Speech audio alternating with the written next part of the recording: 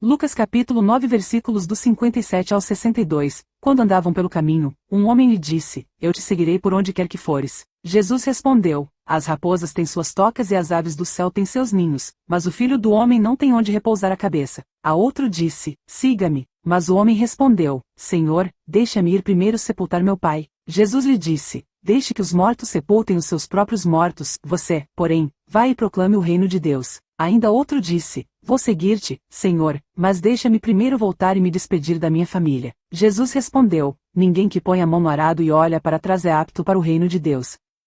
Jesus caminhava pelas cidades e pelas pequenas aldeias anunciando o reino de Deus. Onde ele passava, deixava um rastro de vida, cura e libertação. Seu ministério era marcado por compaixão e poder. Ele havia curado o leproso que vivia isolado, devolvendo-lhe dignidade, restaurado a saúde do servo do centurião, curado a sogra de Pedro, e libertado muitos que eram atormentados por espíritos malignos. Em Gadara, Jesus expulsou uma legião de demônios de um homem que vivia entre os sepulcros. Depois, curou uma mulher que sofria havia 12 anos com fluxo de sangue, uma doença que ninguém conseguia resolver, e ressuscitou a filha de Jairo, devolvendo esperança a uma casa mergulhada em tristeza. Ele também multiplicou pães e peixes, alimentando multidões, e libertou um jovem possesso que era oprimido desde a infância. Por onde Jesus caminhava, milagres aconteciam. Depois de todos esses sinais, milagres e maravilhas, Jesus se preparava para atravessar para o outro lado do mar da Galileia, também chamado de Lago de Genezaré ou Lago de Tiberíades. Muitos na multidão estavam seguindo Jesus não por causa da fé,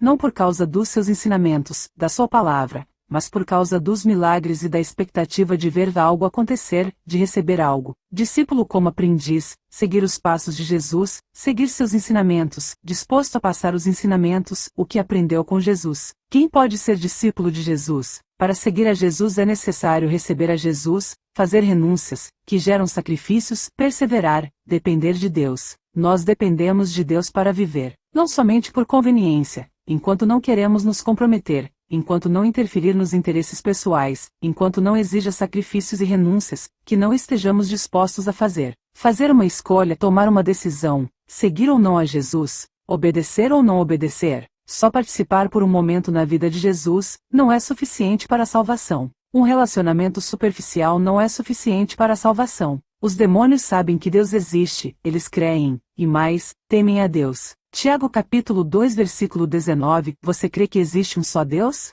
Muito bem. Até mesmo os demônios creem, e tremem. Achamos que podemos ser sábios aos nossos próprios olhos, que podemos dizer o que é certo ou errado. Mas quem faz isso é o Criador, Deus. A criatura não sabe mais do que o Criador. Nós somos pequenos e Deus é grande. Os pensamentos de Deus são mais elevados do que o nosso. Foi Deus quem nos deu a capacidade de pensar. A inteligência de Deus é maior do que a nossa. Nossa inteligência foi Deus que nos deu. O poder de Deus é infinito. Não temos poder, a não ser que Ele nos dê, porque os meus pensamentos não são os vossos pensamentos, nem os meus caminhos, os vossos caminhos, diz o Senhor. Porque, assim como os céus são mais altos do que a terra, assim são os meus caminhos mais altos do que os vossos caminhos, e os meus pensamentos, mais altos do que os vossos pensamentos. No meio da multidão, 3 homens foram mencionados. Percebendo que Jesus estava partindo, e um homem dentre aquela multidão se apresentou a Jesus afirmando: Mestre, seguir-te-ei para onde fores. Jesus respondeu: As raposas têm suas tocas e as aves do céu têm seus ninhos, mas o filho do homem não tem onde repousar a cabeça. O fariseu falou com segurança porque acreditava na própria força, como alguém que imagina ser forte por si mesmo, autossuficiente, seguro da própria capacidade. O fariseu precisaria abrir mão de conforto, posição, segurança e honras. Fariseus viviam cercados de conforto, proteção, status social e honra. Os fariseus amam serem vistos, aplaudidos, elogiados. Eram autoconfiantes, autossuficientes, achavam que podiam ser salvos pelos seus próprios méritos, esforços, portanto seriam salvos porque mereciam. Mas nós não merecemos e somos dependentes de Deus. Os fariseus gostavam dos melhores lugares, de estar em destaque, de serem servidos. Extremamente preocupados com imagem, cultivavam reputação de santos. Os fariseus, mestres da lei, eram reputados como pessoas de alta dedicação a Deus. Faziam orações longas em público para serem notados, vistos, para mostrar, se envaidecerem. Seguiam a Jesus, mas no intuito de vigiar, com a intenção de desacreditar, desmoralizar, procurando falhas, questionar a integridade, maneiras de conspirar, tramar, prejudicar. Viam Jesus como uma ameaça, Queriam confrontar, acusar a Jesus. A motivação era errada em seguir a Jesus, era para observar, vigiar, afrontar, com o objetivo de destruir. Não seguiam, mas perseguiam. Seguir a Jesus é uma decisão diária. Muitos querem Jesus enquanto seja conveniente, mas param quando exige esforço, mudança ou obediência. Esse homem era um fariseu, um escriba que pode ser confirmado na Bíblia no Evangelho de Mateus capítulo 8 versículos 18 e 19, e Jesus, vendo em torno de si uma grande multidão, ordenou que passassem para o outro lado, e, aproximando-se dele um escriba, disse-lhe: Mestre, aonde quer que fores, eu te seguirei. E disse-lhe Jesus: As raposas têm covis, e as aves do céu têm ninhos, mas o Filho do Homem não tem onde reclinar a cabeça. Aquele homem não imaginava o que ia passar no caminho, por uma intensa tempestade. Mateus capítulo 20 versículos 27 e 28, e quem quiser ser o primeiro entre vós será vosso servo, tal como o Filho do Homem, que não veio para ser servido, mas para servir e dar a sua vida em resgate por muitos. Muitos são atraídos pelas curas, milagres, e se mostram dispostos a seguir a Jesus, momentaneamente, mas certamente não estão dispostos a renunciar ao pecado, renunciar à própria vontade, a obedecer, perseverar. Jesus conhecia a alma daquele homem. Se aquele homem fosse peneirado, com o objetivo de separar o que segue e o que não segue a Jesus verdadeiramente, selecionar, escolher, ele não passaria na peneira. Seguir a Cristo na qualidade de discípulo. Lucas capítulo 22 versículos 31 ao 34. Simão, Simão, Satanás pediu vocês para peneirá-los como trigo, mas eu orei por você, para que a sua fé não desfaleça. E quando você se converter, fortaleça os seus irmãos. Mas ele respondeu: Estou pronto para ir contigo para a prisão e para a morte. Respondeu Jesus: Eu lhe digo, Pedro, que antes que o galo cante hoje, 3 vezes você negará que me conhece. Mateus capítulo 13 versículos 15 e 16, do 45 ao 52. Outro assim o reino dos céus é semelhante ao homem, negociante, que busca boas pérolas. E, encontrando uma pérola de grande valor, foi, vendeu tudo quanto tinha, e comprou-a. Igualmente o reino dos céus é semelhante a uma rede lançada ao mar, e que apanha toda a qualidade de peixes. E, estando cheia, a puxam para a praia, e, assentando-se, apanham para os cestos os bons, os ruins, porém, lançam fora. E ele disse-lhes: Portanto, todo mestre da lei, bem esclarecido quanto ao reino dos céus, é semelhante a um pai de família que sabe tirar do seu tesouro coisas novas e coisas velhas. Jesus dizia exatamente o que as pessoas precisavam ouvir. Como na passagem do jovem rico, disse que era correto, que fazia tudo certo, queria parecer ser perfeito aos olhos humanos. Perguntou a Jesus o que lhe falta ainda para herdar a vida eterna. Se o jovem mesmo já tinha dito que fazia tudo certo, ele perguntou a Jesus para que Jesus confirmasse, elevasse seu ego, sua vaidade. Ouvindo isso, o jovem afastou-se triste, porque tinha muitas riquezas. Jesus conhecia o coração do jovem rico, e disse para ele: Vá, venda os seus bens e dê o dinheiro aos pobres, e você terá um tesouro nos céus. Depois, venha e siga-me. Não que precise vender os bens para seguir Jesus, mas para que o jovem mesmo compreendesse onde estava o coração dele, no dinheiro. E o jovem, ouvindo, retirou, porque possuía muitas propriedades. A outro Jesus disse: Siga-me. Mas o homem respondeu: Senhor, deixa-me ir primeiro sepultar meu pai. Jesus lhe disse: Deixe que os mortos sepultem os seus próprios mortos, você, porém, vai e proclame o reino de Deus. Estas palavras não significam que não se pode assistir a um enterro do pai. O homem a quem se falou ali disse a Jesus que queria ir enterrar seu pai, mas isto não queria dizer que o pai daquele homem já tivesse falecido, pois se o pai dele tivesse estado morto naquele momento, o homem teria estado junto ao enterro, e não ouvindo a Jesus. Essa frase, no judaísmo da época, não quer dizer que necessariamente que o pai já havia morrido, mas o homem queria dizer que seu pai morreria um dia, assim como todo ser humano, mais cedo ou mais tarde, e, assim, o homem queria adiar o seguir a Jesus pelo menos até a morte do seu pai, como se quisesse dizer: primeiro vou me organizar, viver a vida. E quando tudo estiver estabilizado, quando estiver aproveitado bem a vida, aí te sigo, Senhor. Isso teria adiado indefinidamente que o homem seguisse a Jesus. Ele queria ganhar tempo, deixar para depois, adiar, procrastinar, impor condições, tem algo para resolver antes, adiar a mudança. Jesus traz ao exterior o que está na alma. Quero Cristo, os benefícios, mas não quero renunciar nada, não quero mudar, não quero obedecer. A resposta dá uma indicação de suas prioridades. Seguir a Jesus não está em primeiro lugar na vida dele, não era a prioridade dele. Os parentes daquele homem evidentemente não estavam seguindo a Jesus no caminho para a vida e por isso estavam espiritualmente mortos e podiam ficar para enterrar o pai daquele homem, quando morresse. Tem pessoas que nunca aceitarão a Jesus, por mais que evangelize, se esforce, não querem, não aceitam. Esses são os que querem permanecer mortos espiritualmente. Hebreus capítulo 4 versículo 12 Porque a palavra de Deus é viva e eficaz, e mais penetrante do que espada de dois gumes, e penetra até a divisão da alma e do espírito, e das juntas e medulas, e é apta para discernir os pensamentos e intenções do coração. Seguir a Jesus é necessário fazer escolhas, e essas escolhas são baseadas em prioridades. Prioridade não quer dizer que temos de fazer uma escolha em lugar de outra, mas priorizar quer dizer aquilo que deve ser primeiro, em ordem de importância, da mais importante para menos importante, colocar Deus como prioridade de maior importância, o relacionamento com Deus, buscar primeiro o reino de Deus, na mais alta hierarquia de valores, dando direção, orientação ao homem.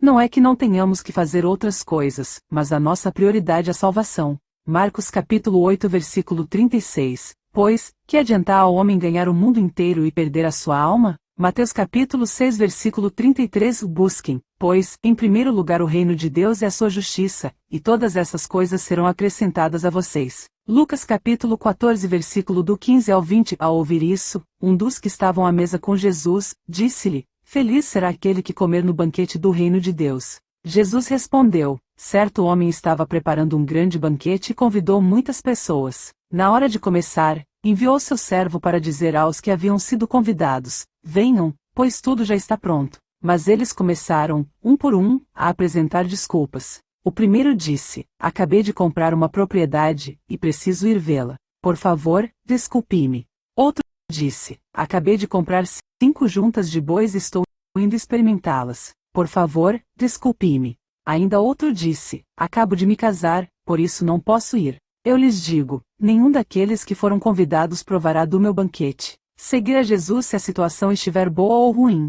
Romanos capítulo 8 versículos 35 e 36 Quem nos separará do amor de Cristo? Será a tribulação, ou ansiedade, ou perseguição, ou a fome, ou a nudez, ou perigo, ou a espada. As palavras de Jesus são profundas em seu significado e aplicação. Quando certo indivíduo se ofereceu para segui-lo com a condição de que antes o Senhor lhe permitisse sepultar seu pai, Jesus respondeu, deixe aos mortos sepultar os seus próprios mortos. A pretensão em seguir Jesus mediante certa condição era na verdade uma desculpa que o desqualificava como discípulo. Só depois que o seu pai morresse, mas nem sabia quando seu pai iria morrer. Como dizer que iria seguir a Jesus, mas primeiro precisava aproveitar sua vida, só quando estivesse mais velho seguiria a Jesus. Aproveitar enquanto estava solteiro, depois iria casar, aproveitaria o casamento, depois aproveitaria os filhos, aproveitando a vida. Seguiria, mas só após aproveitar a sua juventude, sua vida, e resolver seus problemas, quando tivesse sua independência financeira, quando estiver preparado, nunca estaria, pois é Deus que transforma, dizendo que ainda não é o momento, não chegou o tempo certo. Somos chamados no tempo que se chama hoje.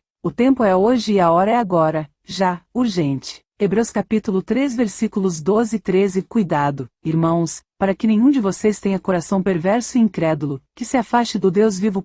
Pelo contrário, encorajem-se uns aos outros todos os dias, durante o tempo que se chama hoje, de modo que nenhum de vocês seja endurecido pelo engano do pecado.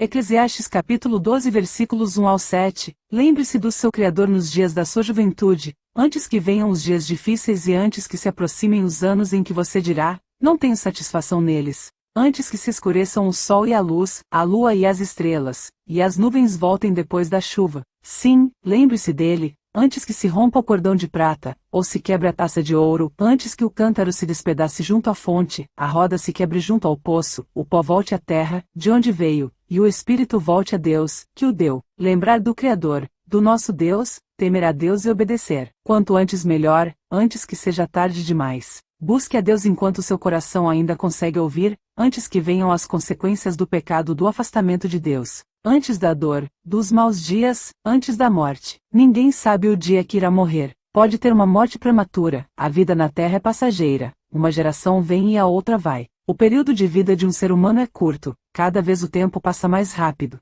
O homem é vulnerável, frágil. E se morrer no pecado, morto não se arrepende mais. Deixe aos mortos sepultar os seus mortos. Não disse deixe os vivos enterrarem seus próprios mortos. Como quem morreu enterra quem está morto, como mortos sepultam outros mortos, está falando dos mortos espiritualmente. Deixe os espiritualmente mortos cuidarem das coisas naturais, carnais. A profundidade com que a palavra de Jesus esclarece: mortos espiritualmente se enterram juntos no pecado. Jesus mostra que os espiritualmente mortos devem se ocupar de sepultar os mortos, onde as suas vidas estão enterradas no pecado, fazendo o que querem, passando pela porta larga, que leva à perdição, pois não recebem a Jesus, não fazem renúncias, portanto não estão interessados no reino de Deus. Quem rejeita a Jesus prefere ficar morto espiritualmente, não seguir o mesmo caminho dos que estão no pecado, sair do pecado, avance, siga Jesus. Precisa evangelizar os que estão vivos fisicamente, mas mortos espiritualmente enquanto têm esperança, aqueles que receberão a Jesus, que abrir o coração,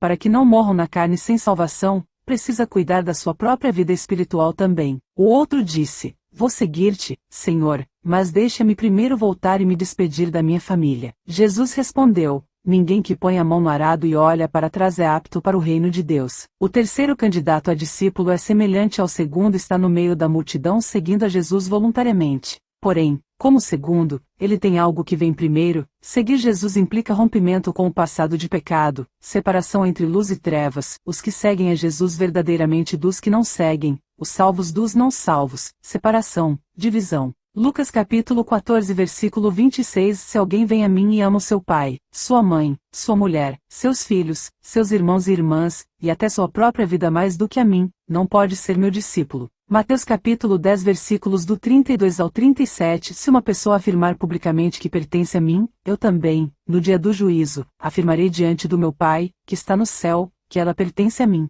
Mas, se uma pessoa disser publicamente que não pertence a mim, eu também, no dia do juízo, direi diante do meu Pai, que está no céu, que ela não pertence a mim. Não pensem que eu vim trazer paz ao mundo. Não vim trazer a paz, mas a espada. Eu vim para pôr os filhos contra os pais, as filhas contra as mães e as noras contra as sogras. E assim os piores inimigos de uma pessoa serão os seus próprios parentes. Quem ama o seu pai ou a sua mãe mais do que ama a mim não merece ser meu seguidor. Quem ama o seu filho ou a sua filha mais do que ama a mim não merece ser meu seguidor. Jesus não está incentivando intrigas ou brigas na família. A espada daqui é decisão. A espada é uma figura de linguagem, simbolizando a decisão, ruptura, divisão, separação causada pela escolha por Cristo. A luz não tem comunhão com as trevas. A luz e as trevas não andam juntas. A simples presença da luz afasta as trevas. A luz expõe aquilo que as pessoas querem esconder. A luz mostra o que está por trás das atitudes, revela intenções, tira máscaras. João capítulo 3 versículos 19 e 20. Pois todo aquele que pratica o mal odeia a luz e não se aproxima da luz, temendo que as suas obras sejam expostas.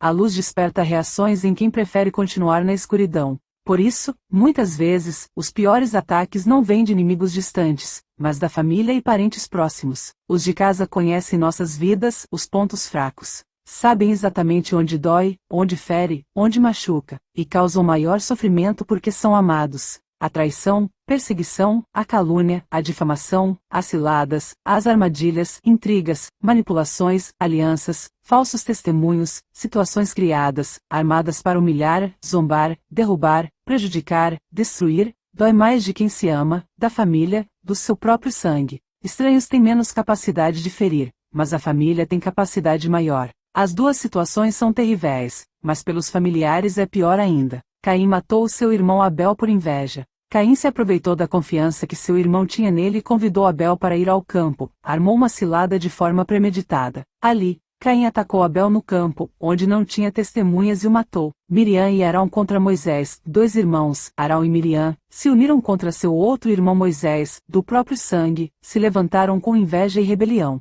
Os irmãos de José o jogaram em um poço e depois o venderam como escravo. Eles haviam planejado matá-lo, mas desistiram por puro interesse próprio. Perceberam que, se derramassem o sangue do irmão, poderiam se prejudicar. Então escolheram o caminho mais frio e calculado: vendê-lo para obter vantagem e dinheiro, garantindo ao mesmo tempo sofrimento e destruição. Na mente deles, José morreria de qualquer forma. Longe de casa, sozinho, sofrendo antes do fim, e assim, acreditavam que seus sonhos jamais se cumpririam, como se pudessem impedir aquilo que Deus havia planejado. Ismael zombava-se do irmão Isaque. Davi foi rejeitado, desprezado pelos seus irmãos e pai, pelo seu próprio sangue, dentro da própria casa. Mateus capítulo 24 versículos do 37 ao 42. Como foi nos dias de Noé, assim também será na vinda do Filho do Homem. pois nos dias anteriores ao dilúvio, o povo vivia comendo e bebendo, casando-se e dando-se em casamento, até o dia em que Noé entrou na arca, e eles nada perceberam, até que veio o dilúvio e os levou a todos. Assim acontecerá na vinda do Filho do Homem.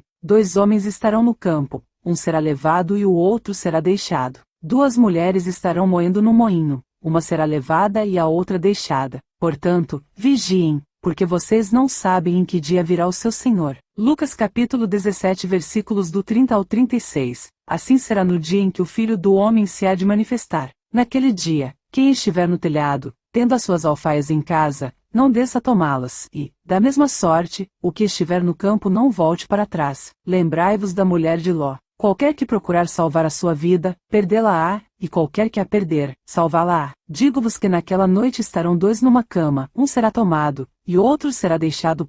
2 estarão juntas, moendo, uma será tomada, e outra será deixada. 2 estarão no campo, um será tomado, e o outro será deixado. E Jesus lhe disse: Ninguém, que lança a mão do arado e olha para trás, é apto para o reino de Deus. Naquela época a terra era arada com o uso de um arado artesanal. Quem era a terra com um arado, ferramenta feita com uma estrutura de madeira e uma lâmina de ferro na ponta, usada para cortar e abrir o solo, precisa de foco absoluto. O arado é preso aos animais de tração, e o homem vai atrás guiando, mantendo a lâmina firme na terra para formar uma vala reta, onde depois a semente será lançada. Por isso, quem conduz o animal não pode se distrair, não pode olhar para trás, não pode desviar. É preciso manter os olhos sempre para frente, controlar com as mãos a direção, garantindo que o arado siga em linha contínua. Qualquer olhada para trás faz o arado sair da rota, entorta o sulco e compromete todo o plantio e a futura colheita. Quem está empenhado em seguir a Jesus não pode se deixar levar por distrações. Olhar para trás significava andar pelo caminho torto ou desviar da direção justa, voltar aos erros, aos mesmos erros. Ao decidirmos por Jesus, algumas coisas ficarão para trás e não farão mais parte de nós. Não devemos nos desviar do caminho, devemos nos esforçar, perseverar, não voltar a ser como era antes, ao estado anterior, nas mesmas práticas erradas. Mateus capítulo 7 versículo 14. Porque estreita é a porta, e apertado o caminho que leva à vida, e poucos a que o encontrem. Quando Deus resolveu destruir as cidades de Sodoma e Gomorra, Abraão intercedeu por seu sobrinho. Ló e sua família foram resgatados por 2 anjos enviados pelo Senhor. Como ele estava demorando, os anjos pegaram pela mão de Ló, e da sua mulher e as suas filhas e os levaram para fora da cidade. Gênesis capítulo 19 versículo 29. E aconteceu que, destruindo Deus as cidades da campina, lembrou-se Deus de Abraão, e tirou a Ló do meio da destruição, derrubando aquelas cidades em que Ló habitara.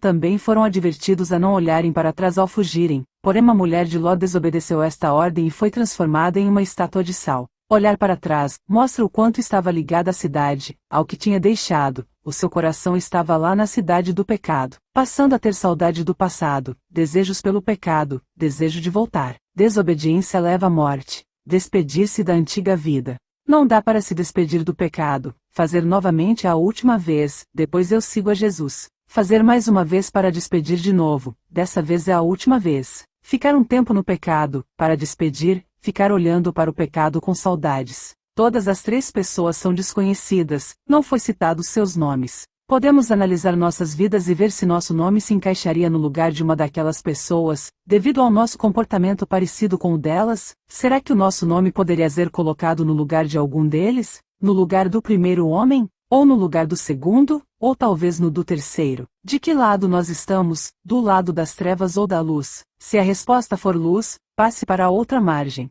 Jesus estava dando a direção aos seus discípulos para que entrassem no barco e passagem para outro lado da margem do lago, ruptura com os hábitos e os costumes errados, para se separarem, os que seguem a Jesus, dos que não seguem. Eles obedeceram. E Jesus entrou no barco com seus discípulos e eles o seguiram. No meio do caminho tem tempestade, mas Jesus está no barco. Às vezes pensamos que na direção de Deus, obedecendo a Deus, tudo vai ser tranquilo, que tudo vai correr perfeitamente bem. Mesmo estando com Jesus no barco, existem tempestades, águas agitadas, ventos, tem que pegar a cruz e seguir a Jesus. Não tem só tempestade, tem bonança, favorável à navegação, sossego, tranquilidade, paz, felicidade. Lucas capítulo 9 versículo 23. Se alguém quiser me acompanhar, negue-se a si mesmo, tome diariamente a sua cruz e siga-me. Quando o anjo caído sabe que vai alcançar uma vitória, que uma promessa está para se cumprir, Ai, que perseguição aumenta, tenta impedir de chegar do outro lado, na vitória. Às vezes, os problemas da vida parecem impossíveis de resolver,